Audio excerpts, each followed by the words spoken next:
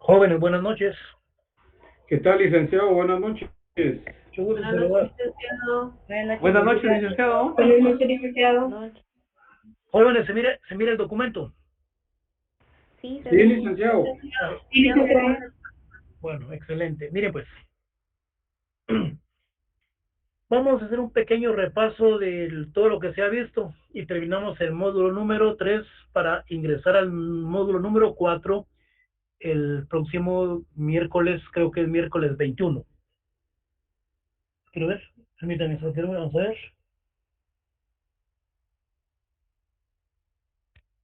Vamos a ver.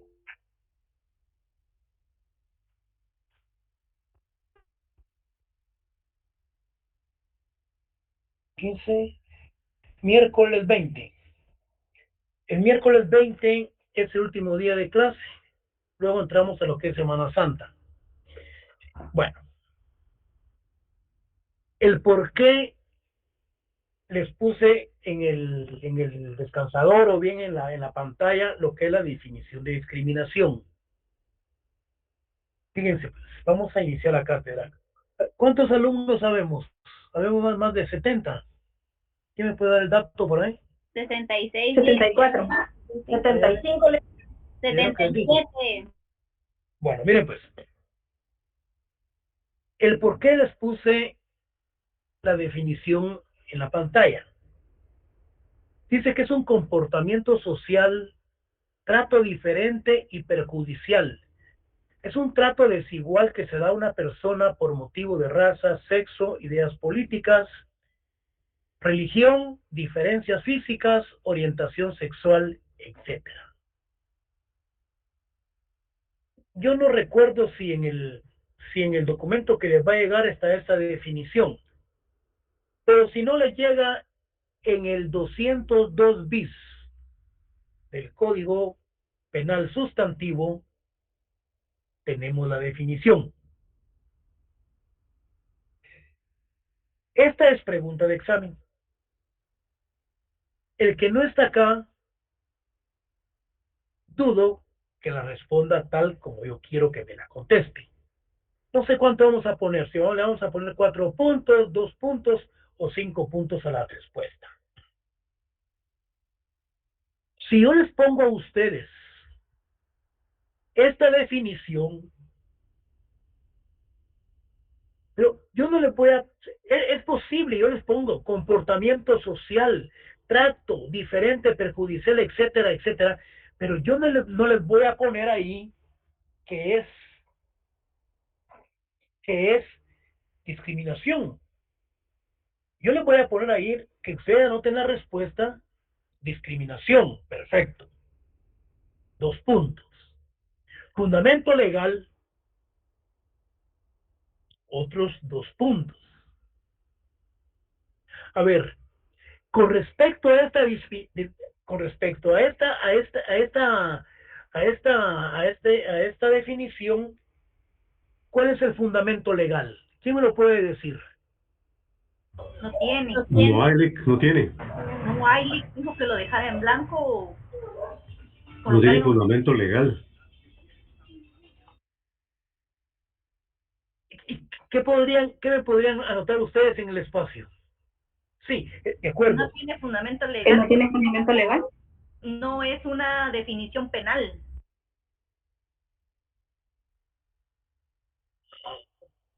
Eso de definición penal. No, no, no, no, no mucho comparto. Bueno, No tiene ningún fundamento legal. Se podría colocar ¿Podría sin dejar en fundamento blanco? legal. ¿cómo? Se podría colocar sin fundamento legal. Sí. Dejar en blanco la respuesta. Tampoco. Si usted le pone sin fundamento legal, le pongo un punto, si vale 2.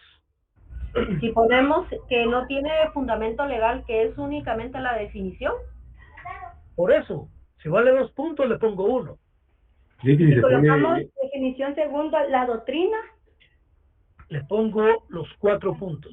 si se lo que pone le tengo cuatro puntos. esta decisión no la regula el Código Penal.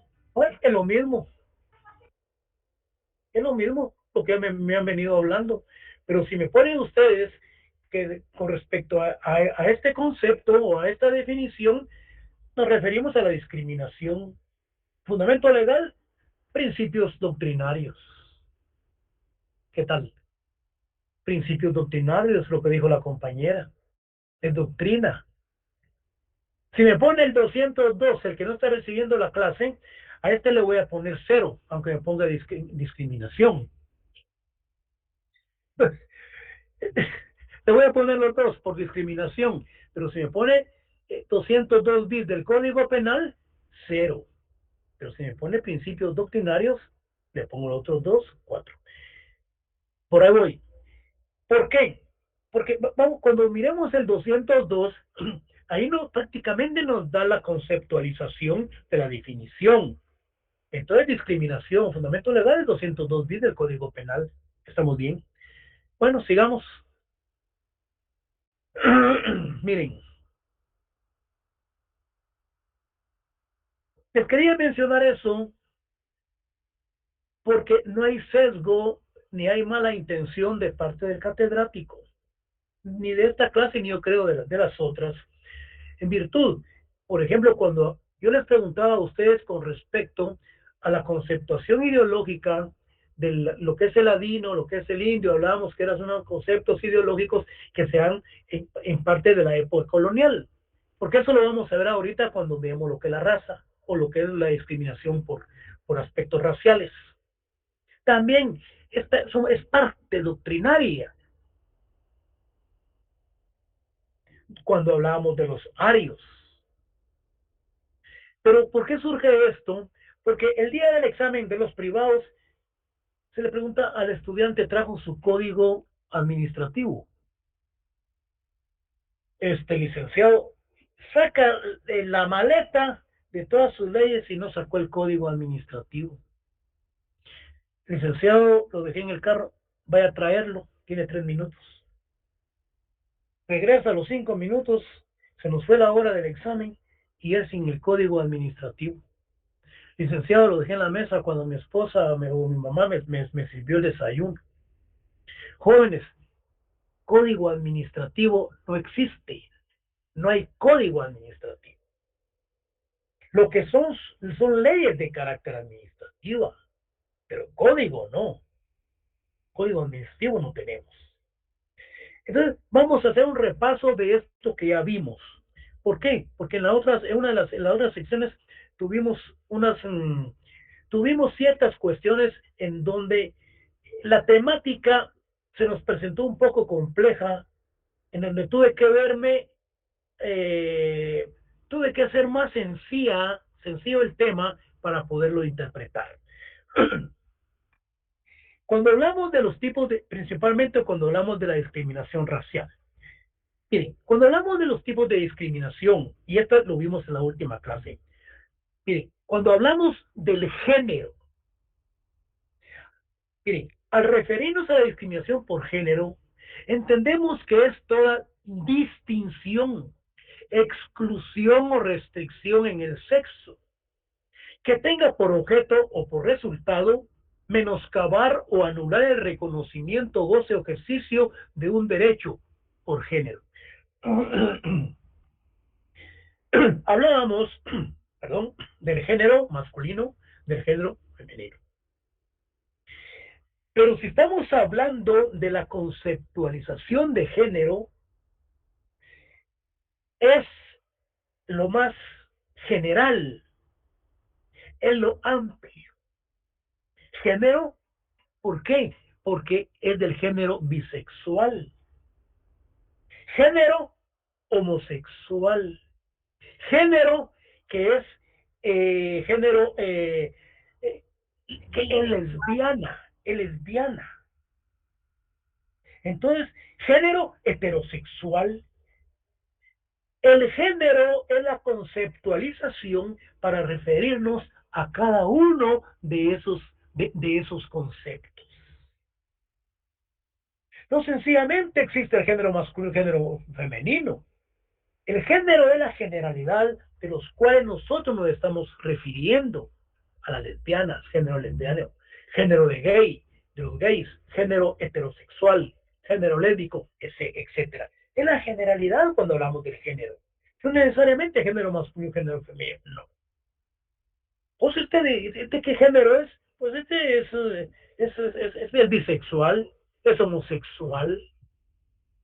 Entonces, pero específicamente cuando nosotros hablamos de la discriminación por sexo, entonces lo discriminamos porque es homosexual, lo discriminamos porque es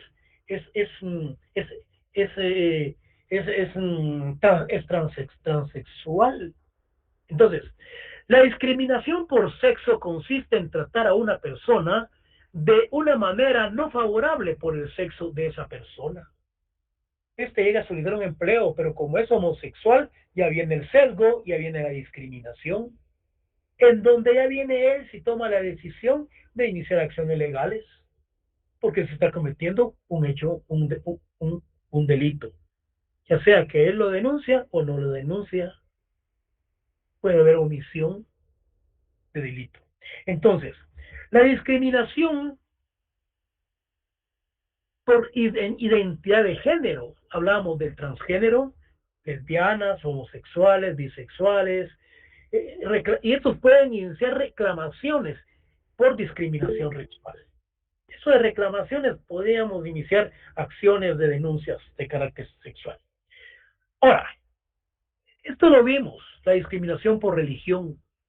Hablábamos, por ejemplo, de los judíos ortodoxos que se encontraban en San Juan La Laguna y que estos por cuestiones religiosas fueron discriminados y fueron expulsados, trasladados, mencionábamos aquí a este departamento de Chiquimulía que se refiere a Santa Rosa de Lima. Entonces, son estereotipos que se dan porque cada uno de ciertos grupos ejercen determinadas religiones.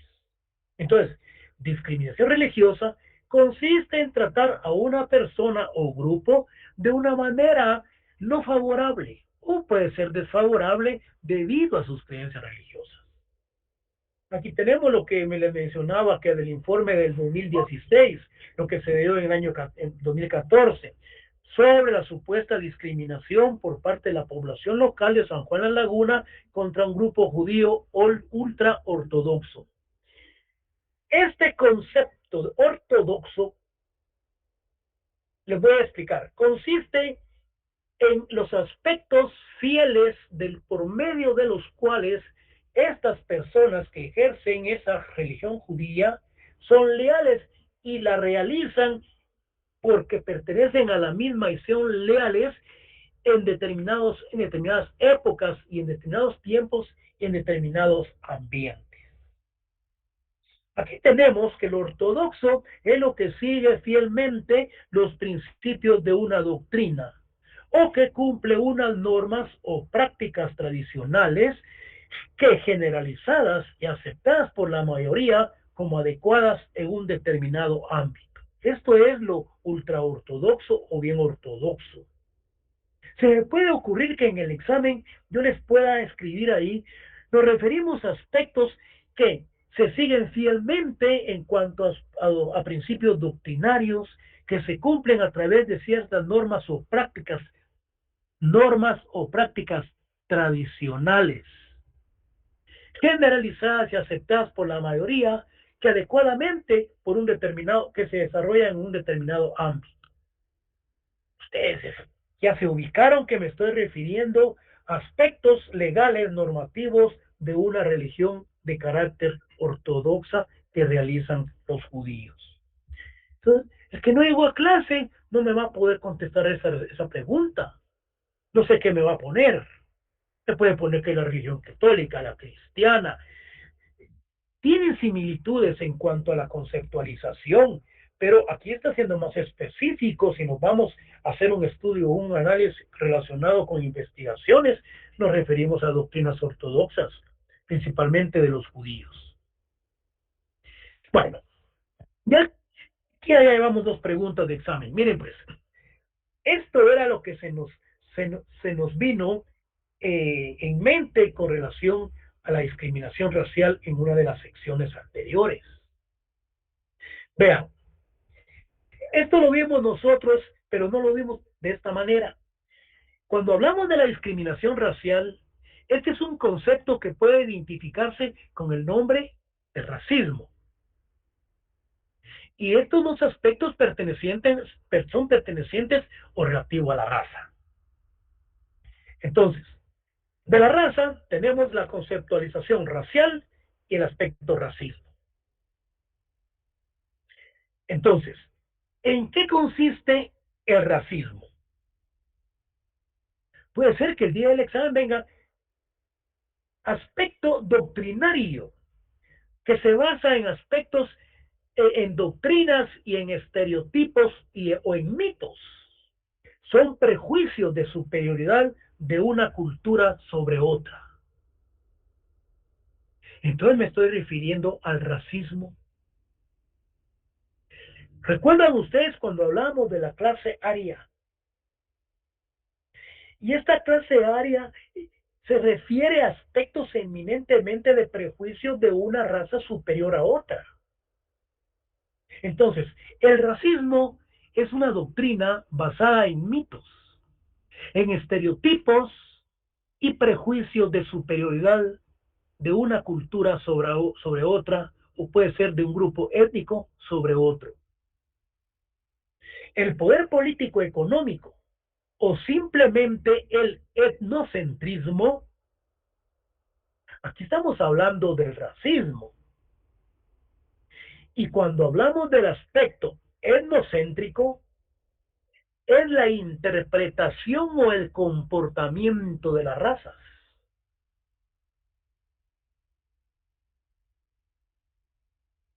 Partamos nuevamente.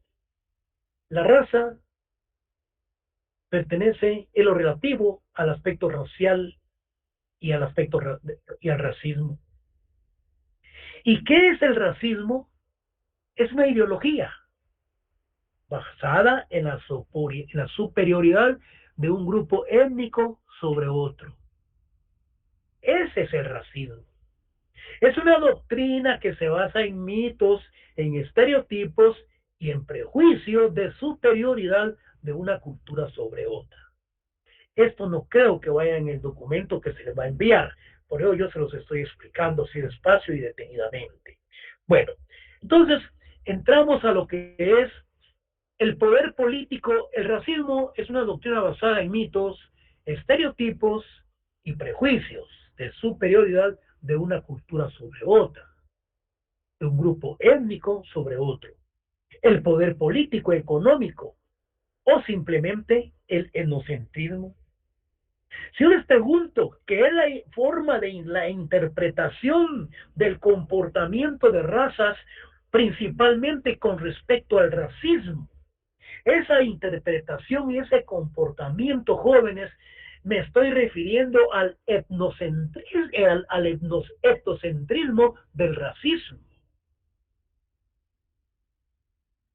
Entonces, no tenemos por qué perdernos.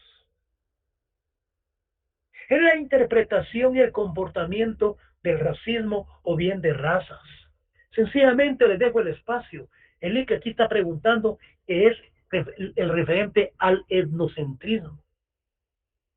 Entonces, la discriminación étnica es un género muy específico, ya que se dirige contra personas o grupos que se distinguen por sus características raciales, culturales, nacionales o cualquier otra que la asocie con un grupo que comparte una herencia en común.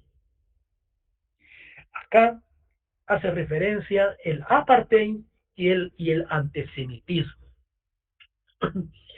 Y si se les pregunta en el examen, nos referimos al aspecto racial con respecto a esa discriminación y nos referimos a las hostilidades y a los prejuicios, nos estamos refiriendo al antisemitismo. Ese antisemitismo de la discriminación con respecto a la raza, esa hostilidad y esos prejuicios, nos referimos al antisemitismo. no al apartheid.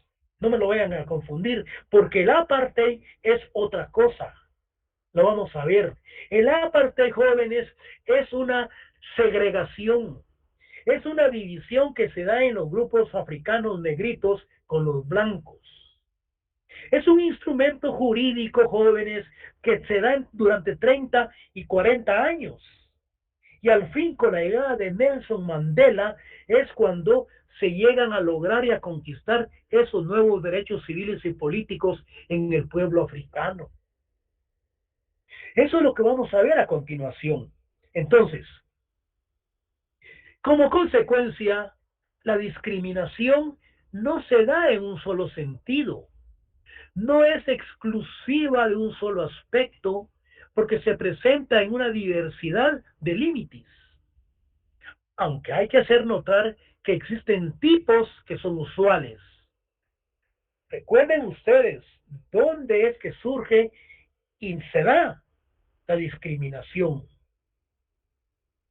por aspectos de raza, religión y sexo. Pero si hablamos de las clases, tenemos, o los tipos, tenemos la raza, religión y el sexo. Mencionaba algo muy importante, permítame, mencionaba algo muy importante. Cuando yo les mencionaba a ustedes cierto tipo de plataformas o estructuras, quiero aclarar aquí, no quiero que se me vayan a confundir. Cuando hablábamos de dónde se dan las estructuras con respecto a la discriminación, recuerden, cuando hablamos de las estructuras con respecto a la discriminación, se da en los aspectos económicos, sociales, políticos y culturales. Eso lo vimos en clase. Cuando hablamos de la discriminación, ¿en qué estructuras las encontramos? No me vayan a mencionar por raza, religión y sexo, porque ellas son clases y son tipos.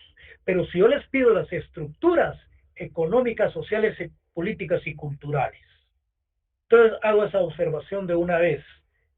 Bueno, pero se puede excluir de diferentes formas, por muy simples o inofensivas que parezcan, por enfermedad, aspecto físico, por la timidez, etcétera, etcétera. Y así podría mencionarse innumerables aspectos, por lo tanto se ha considerado como discriminación a todos los actos que excluyan, distingan dichas acciones, se anulen o menoscaben los principios de libertad, etcétera, etcétera, etcétera.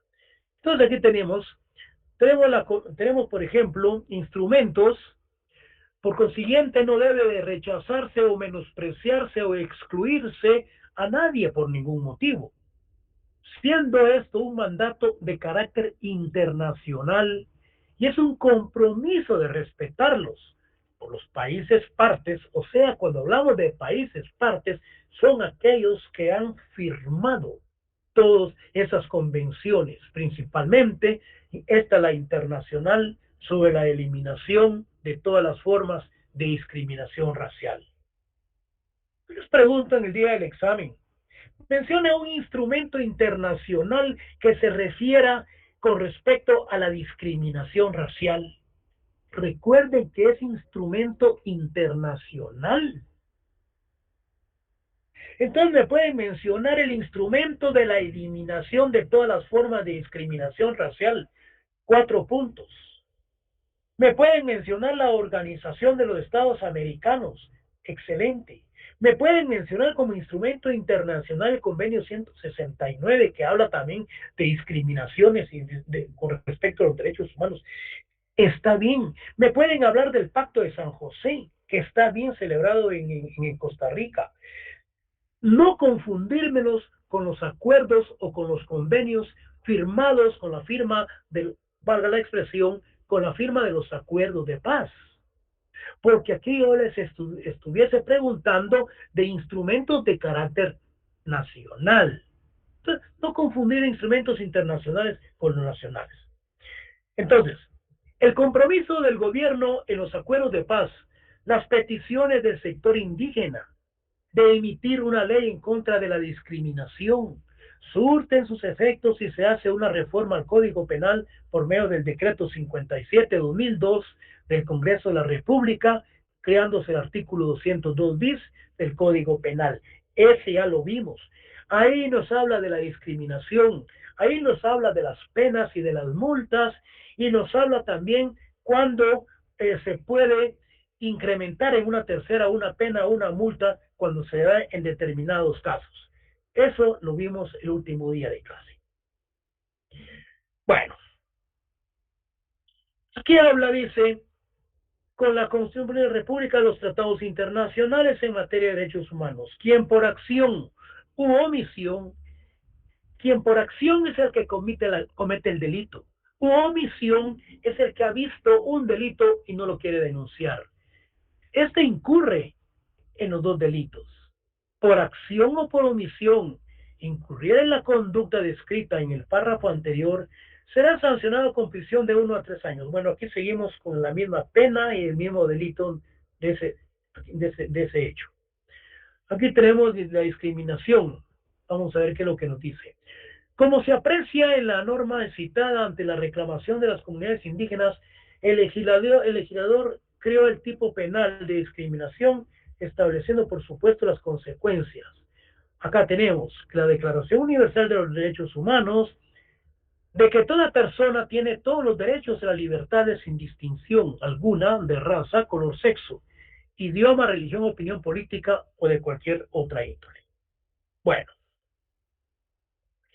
aquí tenemos entonces la lucha por la discriminación. En el módulo número 3 que les va a llegar, anoten ahí, esta discriminación está en la página 46 y en la página 47. Yo traté de hacer un pequeño resumen con respecto a esta temática, a estas páginas. Entonces, indica que el indígena se le ha discriminado, dice la lucha por la discriminación, por los tipos y las formas. Tenemos la sexual, racial, tenemos la cultural y la religiosa. Por lo que acertadamente en el acuerdo, aquí ya entramos a conocer los instrumentos de carácter nacional. El acuerdo sobre identidad y derechos de los pueblos indígenas trata la discriminación de la siguiente forma. Esto está en ese módulo, en la página 46 y 47. Yo no la anoté. Vamos a ver qué dice. Vamos a ver. Dice, la interpreta de la siguiente forma. Para superar la discriminación histórica hacia los pueblos indígenas, se requiere, dice, del concurso de todos los ciudadanos en la transformación de mentalidades, actitudes y comportamientos. Este convenio habla de la transformación de mentalidades, de actitudes y comportamientos. Dicha transformación comienza por un reconocimiento claro por todos los guatemaltecos de la realidad de la discriminación racial, así como de la imperiosa necesidad de superarla para lograr una verdadera convivencia pacífica. Si ustedes se dan cuenta, aquí lo que se busca es un aspecto de carácter armónico que debe de existir en la sociedad guatemalteca. Ese comportamiento que trae como consecuencia de la firma de los acuerdos de paz. Por su parte, dice, con miras a erradicar la discriminación en contra de los pueblos indígenas, el gobierno tomará las siguientes medidas. Es decir, que el gobierno, a través de la firma de los acuerdos de paz, tomó las siguientes medidas. Promover ante el Congreso de la República, por ejemplo, la creación de ese artículo 202 del Código Penal. Promover la revisión ante el Congreso de los acuerdos y de todas las situaciones que se dieron con la firma de los acuerdos de paz. Todos esos instrumentos de carácter jurídico que se le debe dar seguimiento si es que los mismos se han cumplido. Divulgar ampliamente los derechos de los pueblos indígenas, cuáles son, por qué. promover la defensa eficaz de dichos derechos a través de los instrumentos nacionales como de los instrumentos internacionales. Acá está cada uno hasta numerado con la temática de cada uno que les va a hacer llegar en ese módulo. Luego tenemos la protección contra la discriminación. Está en la página 47 y 48. Nos dice que la discriminación es condenada y tiende a protegerla la legislación internacional en materia de derechos humanos. La Convención sobre la eliminación de todas las formas de la discriminación racial. En el artículo 8, el numeral 1, se regula la creación de un comité. Ustedes ingresan a internet y se ponen a ver todos estos instrumentos, principalmente los artículos de los cuales yo les he mencionado. Luego tenemos lo que es la Asamblea General de la ONU. En 1971, como el Año Internacional de Acción para Combatir el Racismo y la Discriminación Racial. Recuerden ustedes entonces qué es lo racial. Recuerden ustedes qué es entonces el racismo. En 1978 se celebró la primera Conferencia Mundial para Combatir el Racismo y la Discriminación. Entonces, con lo expuesto, se determina que ha sido preocupación internacional dictar los instrumentos jurídicos necesarios con el fin de proteger a la persona humana en contra de la discriminación. En una denuncia, por ejemplo, de discriminación racial, no solamente podría fundamentarse el abogado con el artículo 202 bis del Código Procesal Penal, sino que él puede citar todos los instrumentos de carácter internacional que se ha cometido el delito de discriminación y se le han violado los derechos humanos a determinada persona para apretar más la denuncia y que no solo que se le ponga la pena máxima a la persona que ha cometido tal hecho. No solamente simplemente decir que se violó el artículo 202. Sí, se violaron también los derechos internacionales en materia de derechos humanos. No solamente por la discriminación que se dio, sino que también se le violaron los derechos humanos a jóvenes. Entonces, hay materia para poder hacer una excelente fundamentación. Luego tenemos lo que es entonces el apartheid. El apartheid está en la página 49 y 50 del módulo. ¿Qué es lo que nos dice el apartheid? Aquí vamos a entender perfectamente. El Partido Nacional, que estaba funcionando en esa época, aprobó 317 leyes para legalizar el racismo hacia cualquier persona que no fuera blanca. Imagínense ustedes. Así empezó el sistema de segregación racial sudafricano, conocido como el apartheid, que en lengua africana significa separación. Esto de la segregación significa separación de la clase negra con los blancos. ¿Qué era el apartheid? Era básicamente la separación social entre blancos y negros, negando incluso la existencia de esta última raza. Se prohibió a los negritos votar, compartir habitaciones y espacios e incluso se vetó el matrimonio entre blancos y negros. Es decir, que no se aprobó. Cuando se dice que el presidente tiene que vetar tal ley, ¿la aprueba o la veta? La vetó o no la aprobó. Entonces, Sudáfrica otorgaba privilegios a la minoría blanca y discriminaba a la población negra, que tenía menos derechos. El apartheid fue un conjunto de leyes que establecía un sistema desigual. Discriminaba a la población negra e india en Sudáfrica durante gran parte del siglo pasado. Todo lo que hemos hablado del apartheid, aquí se concretiza que eran leyes que se establecía ese sistema desigual. Era una gran discriminación con la población negra india en Sudáfrica durante gran parte del siglo pasado. Eso es el apartheid. El apartheid no era un instrumento que iba a proteger a los negritos. Al contrario, era una ley en contra de ellos. Era una ley que hizo una gran segregación, una gran división entre los blancos y los negritos. A los negritos se les aplicaban las leyes, se les aplicaban ciertos aspectos en donde se les venía a perjudicar. ¿Cuáles fueron las causas del apartheid? Bueno, un fanatismo de los blancos.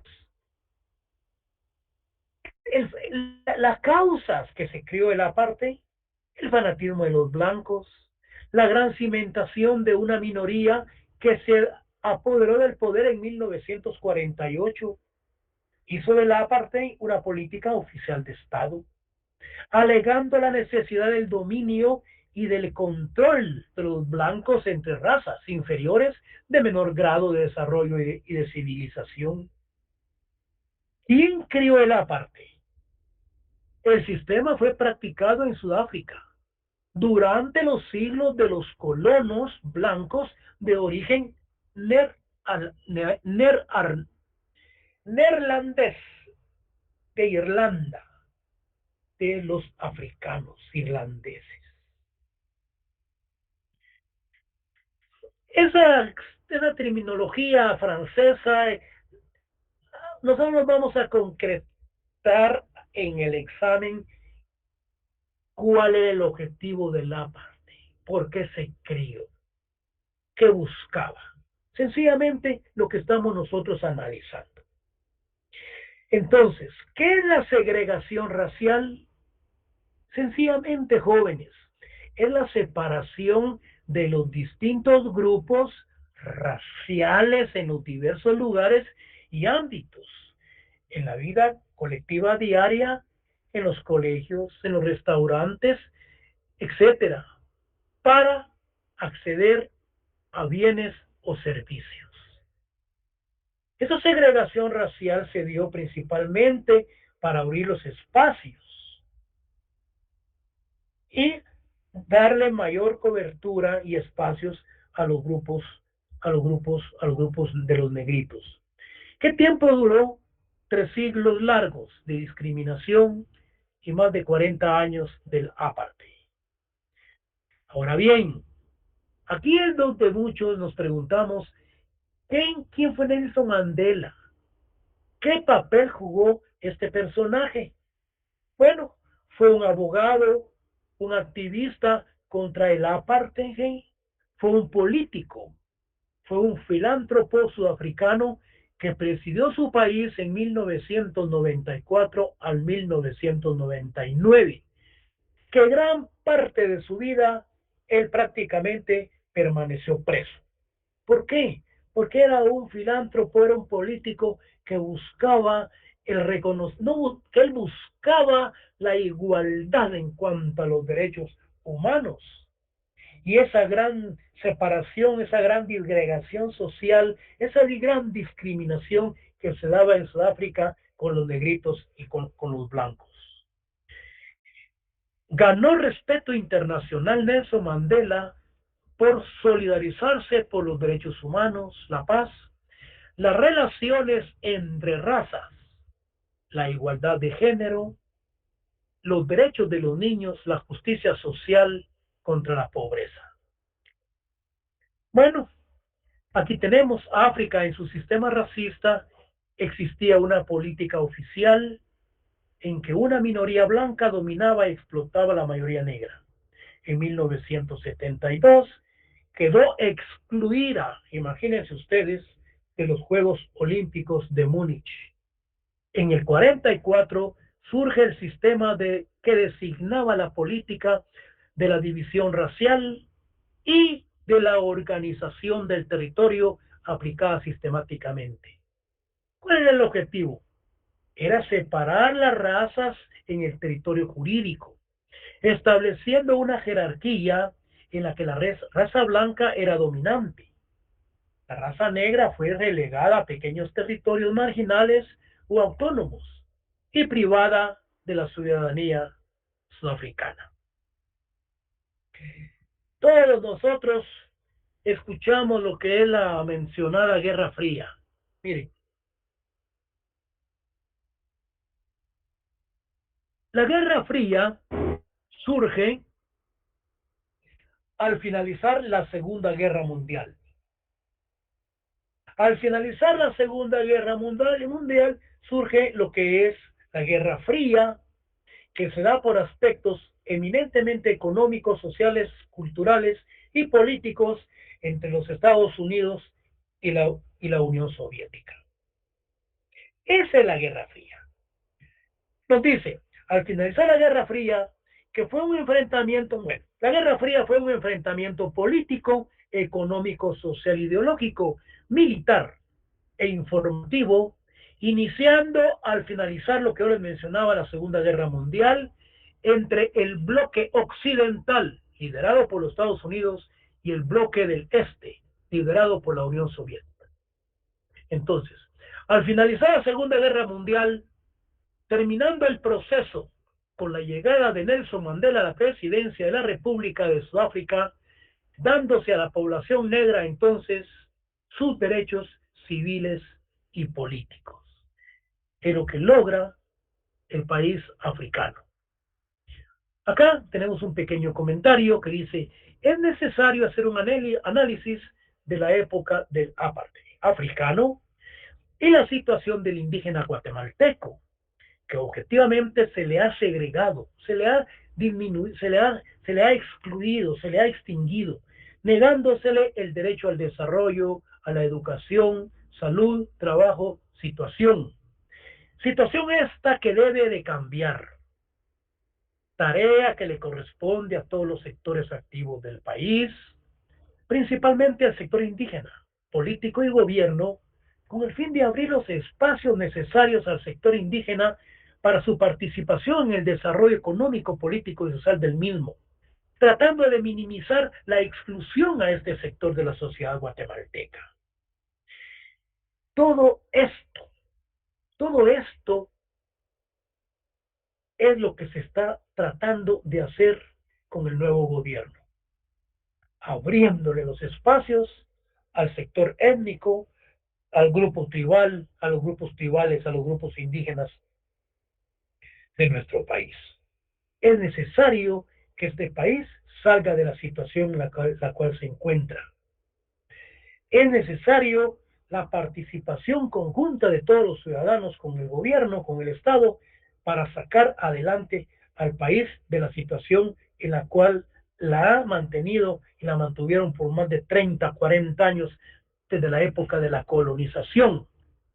Hasta ahora que se están viendo aspectos, esperemos y démosle el beneficio de la duda al actual gobierno para que salgamos adelante de la situación por la cual el país ha atravesado.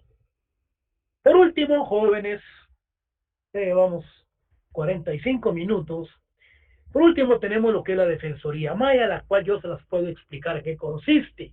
Yo recuerdo que el último día de clase, cuando yo hablaba de la Defensoría Maya, si no estoy mal, yo creo que en el documento me decía uno de los alumnos licenciados, me dijo, Tujnel, Tujbonel, Castejanel, yo no sé si alguno de ustedes habla, yo no sé, yo creo que es Quiché, Cachiquel, y me dijo que se estaba refiriendo, me dijo, a las defensorías mayas.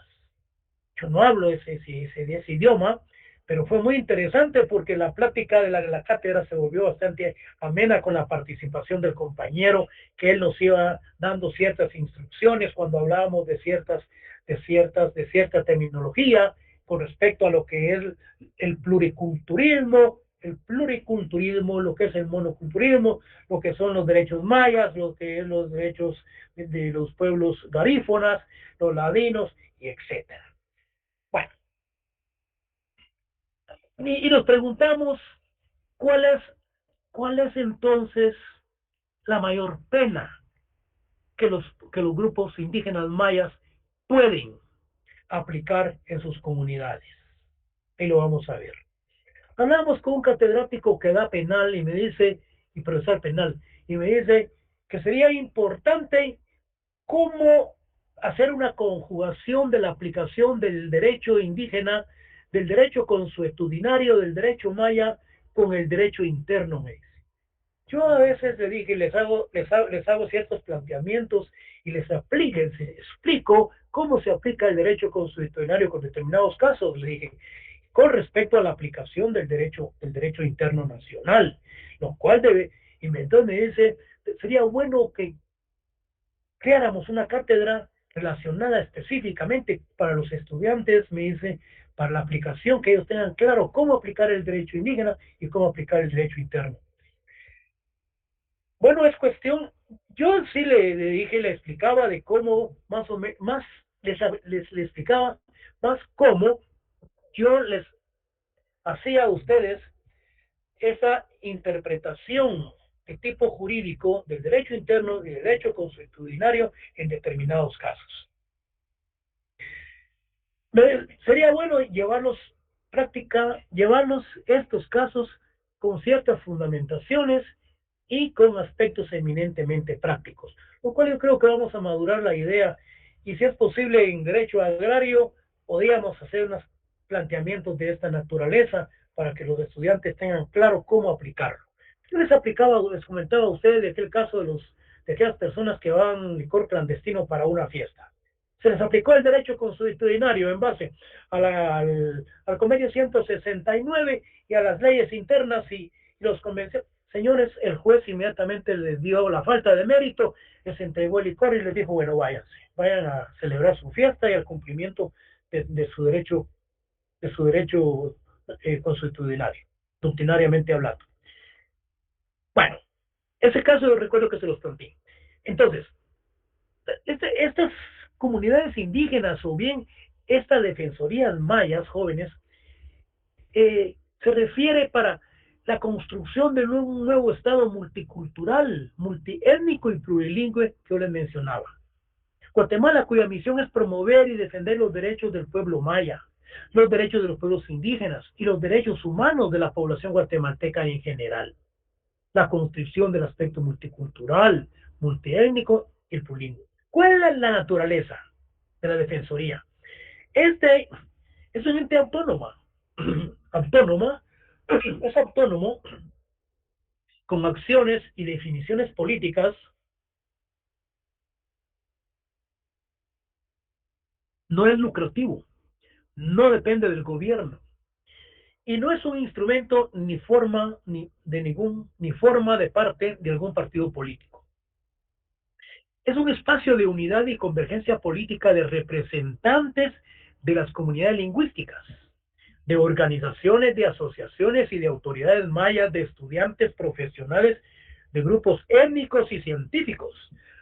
Científicos mayas que tienen el objetivo de unir pensamientos para definir y poner en práctica acciones que contribuyan a construir un nuevo Estado e instituciones sin prácticas ni políticas de racismo y discriminación.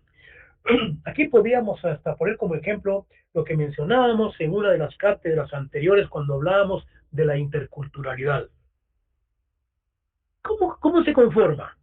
Está conformada por ancianos, por hombres, mujeres y jóvenes, quienes trabajan e impulsan propuestas de cambio profundos en la filosofía, doctrina y composición del Estado, con la visión de que las generaciones futuras puedan convivir con equidad política, económica, social y cultural, de manera que haya respeto y conocimiento mutuo de su historia e identidad, de sus formas de organización y participación, de la creación de fortalecimientos de sus propias instituciones. Prácticamente aquí les estoy yo leyendo lo que les va a llegar en el módulo. Vamos a ver. La Defensoría Maya, les estoy sacando el chance. Bueno, la Defensoría Maya es promotora de la idea de que los 4 pueblos, maya, xinca, garífuna y ladinos, somos complementarios, dicen ellos, e interdependientes. Y podemos y debemos de convivir en armonía y compartir el poder en todos los niveles. Lo que yo les mencionaba anteriormente, la armonía equitativa de las relaciones y de las decisiones políticas, económicas, sociales, culturales, educativas, jurídicas, macros en la sociedad y en el Estado, base fundamental para una paz verdadera y sostenible a largo plazo. ¿Cuáles son los objetivos? Asesora, acompaña, tiende a resolver problemas de las comunidades mayas, aplicando el derecho maya, coadyuvando al Ministerio Público por la gran carga de trabajo a resolver problemas de tipo legal cuando se cometen determinados delitos. Promover la participación política del pueblo maya por medio de propuestas políticas, económicas, legislativas, constitucionales. Yo les podría hacer una pregunta con respecto a las defensorías mayas. Yo les puedo asegurar que el que no está recibiendo el curso me va a poner Ministerio Público. No, tenemos que concretarnos en qué es lo que yo les estoy explicando. El Ministerio Público es la institución que se encarga de la investigación. Las defensorías mayas no, en asesorar, ¿sí? Tiende a asesorar, tiende a la creación de ciertos grupos de asesoramiento como los grupos de los ancianos, promover políticas económicas, legislativas para la discriminación y el racismo en el país. Dice, contribuir a la participación efectiva y decisiva de la mujer maya en diferentes niveles para su desarrollo. Eso no es el Ministerio Público, ni es la Procuraduría General de la Nación, ni es ni es el Procurador de los Derechos Humanos. Por eso es necesario que nosotros estemos presentes en la clase, porque el catedrático les va dando ciertos lineamientos de interpretación de cada una de estas instituciones. Es, por ejemplo, cuando estamos estudiando el código penal, el código procesal penal, ustedes están tomando prácticas en aspectos eminentemente teóricos y doctrinarios.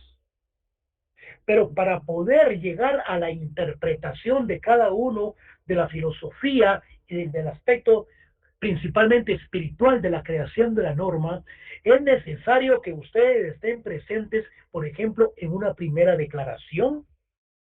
Este individuo fue capturado hoy y está puesto ante el juez durante las primeras 24 horas. Entonces ustedes están viendo, tienen su código penal y la Constitución y se están dando cuenta que el juez le está dando cumplimiento a esa normativa. Pero ustedes tienen que estar presentes para ver cómo es que el juez le intima. El juez intima al fiscal para que impute. ¿Qué diferencia hay entre la intimación y la imputación? Para que ustedes puedan tener la interpretación clara y precisa del código. Porque el abogado, el catedrático puede estarse explicándoles, pero si no les explica qué es el delito, si no les explica las medidas de seguridad, si no les explica en qué consiste la pena, si no les explica en qué consiste cuando el juez intima al fiscal para que impute, tienen que estar presentes para que puedan quedarse para toda la vida la acción de esa audiencia. El juez va a intimar. Yo intimo al fiscal para que impute sobre qué va a acusar o cuáles son los hechos por los cuales va a pedir una medida de seguridad o el acto de procesamiento del tiempo para que se pueda hacer una investigación. Por eso es lo mismo en cuanto que ustedes tienen que ir a sus clínicas o tienen que ir a audiencias de un debate oral y público. ¿Cuándo es cuando se hacen las objeciones? ¿Por qué se objeta? ¿Cuál es el objetivo fundamental de una objeción? Es para poder interponer el recurso de apelación especial en el momento preciso y oportuno, después de haberse dictado durante los primeros 10 días la sentencia. Todo ello, el catedrático, ojalá que sea un penalista y que haya estado en debates orales y públicos, pero que no solamente sea teórico de conocer la ley, porque muchos de los que le están dando clases no conocen ni los tribunales. Les pueden enseñar. Entonces, ya de su cuenta, ustedes dicen, bueno, aquí tengo la ley y aquí tengo un proceso. Aquí habla de primera declaración, yo voy a ir a una primera declaración. Y le dicen al oficial si le permite estar presente, porque muchas audiencias son a puerta cerrada. Muchas, no todas. Vayan a una primera declaración, infórmense en grupos, vayan, hablen con el de penal. Licenciado, queremos ir a audiencias. Perfecto, vayan a tal audiencia que se va a celebrar en tal día y se trata de un asesinato. Perfecto. Ustedes van a ver en qué tiempo pusieron a esta persona en tiempo para su audiencia. Si se cumplió o no se cumplió. Si tuvo a su abogado defensor. Si es una, ¿qué diferencia hay entre la defensa intelectual y la defensa material? La intelectual es la que el- la persona que ha cometido el hecho busca la defensa intelectual, la defensa de una persona docta en la materia, de un penalista o de un abogado. La defensa material la puede hacer aquel, principalmente si es abogado, es la que hace principalmente su propia defensa. Bueno, sigamos porque entonces no vamos a terminar esto. Porque ya me metí a la clase de penal. Mire pues, ¿cuál es la estructura y los principios? Esta es una organización de las comunidades del pueblo maya. Sus procesos sociales son orientados a lograr el empoderamiento de las comunidades del pueblo maya. En otras palabras, ese empoderamiento consiste en darle cumplimiento a su derecho, principalmente cuando nos referimos a la justicia. Y cuando hablamos de la justicia, vaya, ¿cuál es la pena máxima que pueden poner? Le pueden ponerle una gran matada a base de puros chiribiscos. Pero si este ya cometió 3, 4 veces el delito de robo, de hurto, entonces ellos pueden aplicar la pena máxima del destierro. El problema es que este se va a ir a otro lugar a seguir cometiendo delitos. Pero ojalá que se venga aquí a la capital o bien a un departamento para que se le aplique el derecho, ya el derecho nacional interno. Bueno, entonces las autoridades indígenas son elegidas por la comunidad. Existen muchos estereotipos, prejuicios en cuanto a la aplicación de las sanciones que se dan en la justicia indígena. Sí, que se violan los derechos humanos, pero señores, nunca vamos entonces a tener paz y tranquilidad. Se debe de aplicar un derecho como el que se está aplicando en El Salvador. Es uno de los países más pequeños del mundo, con la mejor paz que existe actualmente. Hay más de 800,000 de 1,000,000 de terroristas. Se debe de aplicar, se debe de cambiar la ley en Guatemala, aplicar la ley del terrorismo en contra de estos delincuentes. Si no, no se logra la paz. Ahí está el Congreso peleándose que se están violando de los derechos humanos al aplicar a estos delincuentes, aplicarse o considerárseles como terroristas. En Guatemala necesitamos tranquilidad y paz para poder vivir y para que este país progrese. De lo contrario, jóvenes, las leyes que se están ahorita aplicando y que se están creando para que vengan empresas internacionales no vienen por el mismo ordenamiento jurídico que tenemos, que no hay seguridad jurídica. De lo contrario, siguen las inmigraciones hacia el norte de cada de Guatemala. Aquí se debe de crear la ley contra el terrorismo en contra de estos personajes que no se tocan el alma para poder matar a cualquiera, para extorsionarlo. Ahora hay comisiones y partidos que se están oponiendo en el Congreso, que no jodan. No eran ellos los que andaban buscando pues la creación de leyes contra el terrorismo para aplicársela a todas estas personas que realmente tienen de rodillas al país. Viajen a El Salvador. Viajen a El Salvador, van a llegar a otro país de paz, de tranquilidad. Un país en donde se está superando la economía. Un patojo, un joven, vino a demostrar a nivel mundial cómo se debe de gobernar un país en donde realmente era un país el más violento del mundo. Esperemos que entre todos los nuevos estudiantes haya también un Bukele para el futuro.